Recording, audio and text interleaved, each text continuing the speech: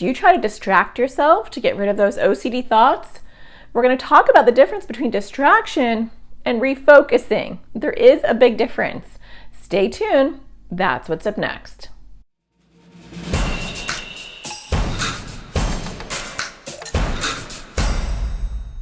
Hi, my name is Natasha Daniels. I'm a therapist and make videos for people with anxiety or OCD.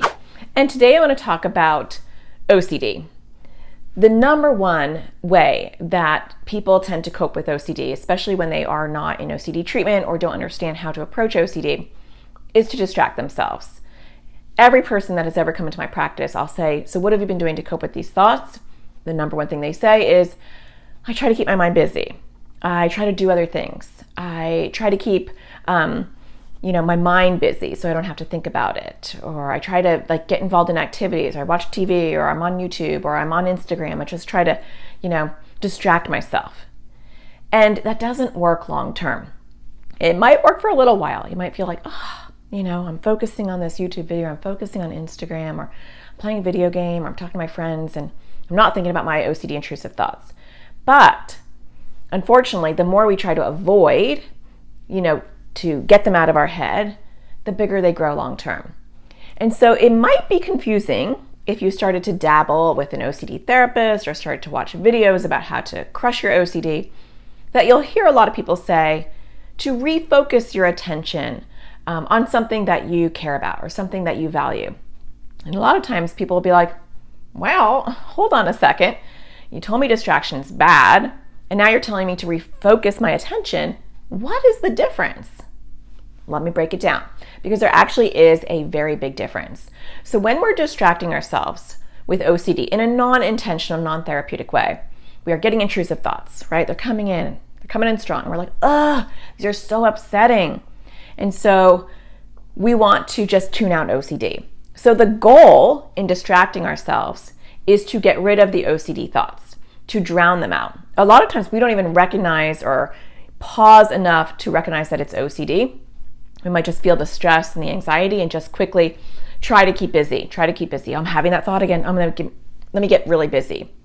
And the goal of doing that is to get rid of the intrusive thoughts. If I can keep busy, the intrusive thoughts will go away because there'll be no space for them and I will keep busy, which might work for a very brief period of time.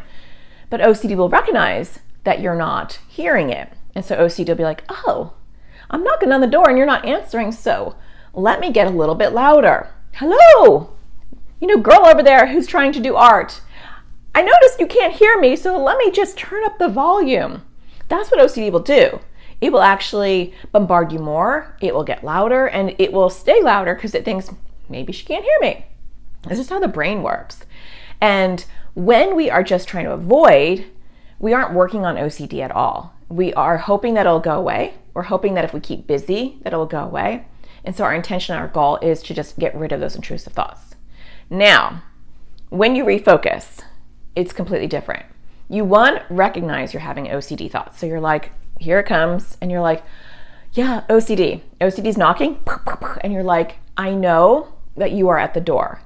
And I know that you're wanting me to do a compulsion, or you're wanting me to avoid something, like don't touch the red cup, or don't say this word, or go wash, or whatever your compulsion is.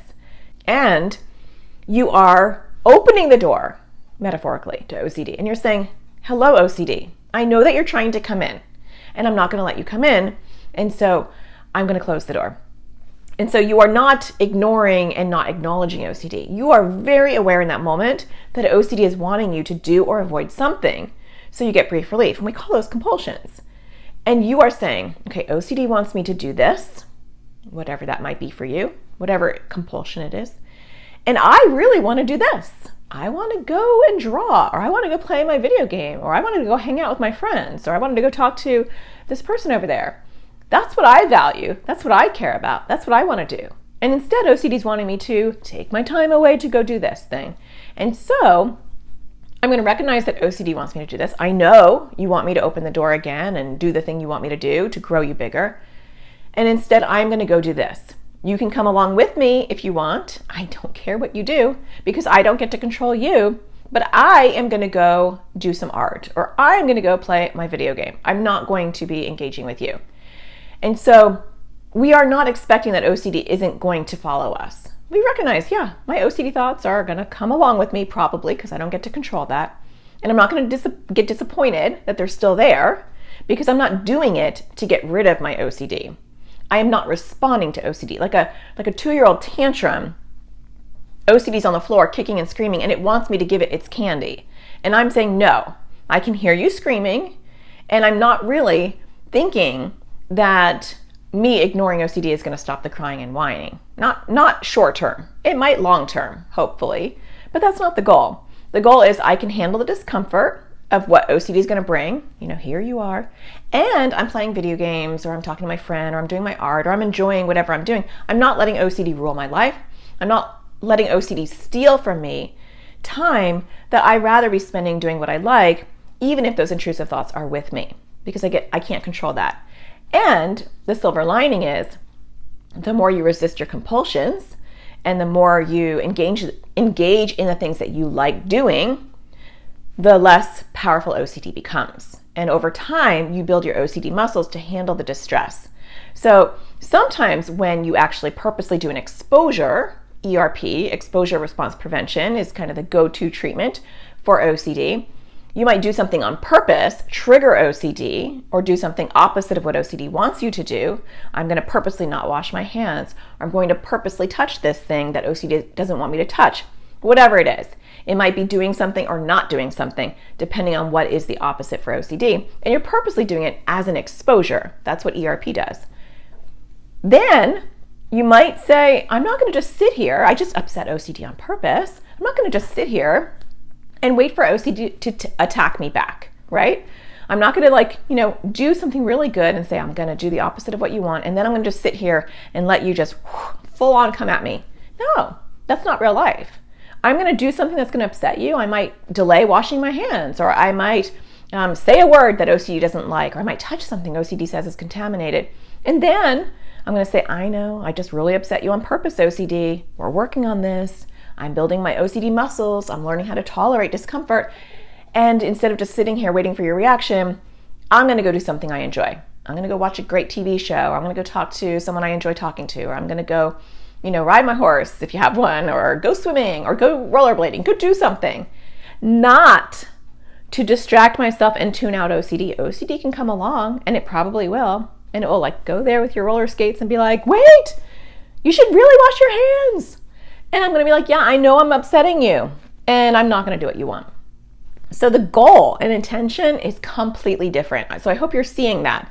You aren't expecting that OCD is going to just get drowned out and disappear.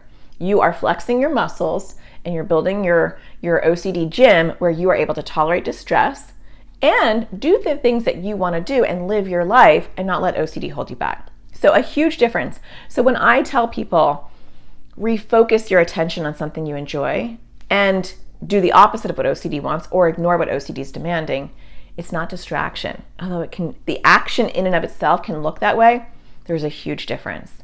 So I hope that you find that helpful, because not giving what OCD wants is the goal. And those intrusive thoughts, we don't get to choose whether those still come. The goal is not to, diminish or change the intrusive thoughts, although all of us wish that that was the goal. It's impossible. You can't control your thoughts, those initial thoughts. But the goal is to not have this bother you, to not have this overwhelm you. So this we can't control. Now, the side note benefit is over time, when this is coming at you and you're like, this isn't bothering me that much anymore because I've been practicing without doing compulsions, it does eventually kind of get a little bit quieter, and sometimes it's so tiny, it does tend to go away. But that is not the goal, because sometimes it doesn't. Sometimes it's still just as loud, but it doesn't bother you. That's the goal. Well, I hope that you find the sparkle in everything you do, and I hope that you're enjoying my videos. I do have an in-depth course to help kids and teens with OCD, and you can check that out at atparentingsurvivalschool.com. I'll see you again next Thursday. Take care.